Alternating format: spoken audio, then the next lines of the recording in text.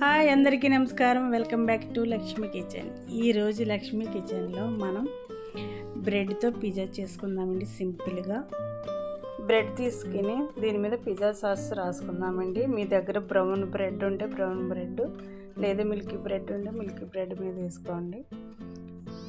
ముందుగా సాస్ రాసుకున్న తర్వాత దీని మీద చీజ్ వేసుకుని ముందుగా కట్ చేసి పెట్టుకున్న వెజిటేబుల్స్ దీని మీద బ్రెడ్ మీద పెట్టుకుందామండి. ఇలా వీడియోలో చూపించిన విధంగా.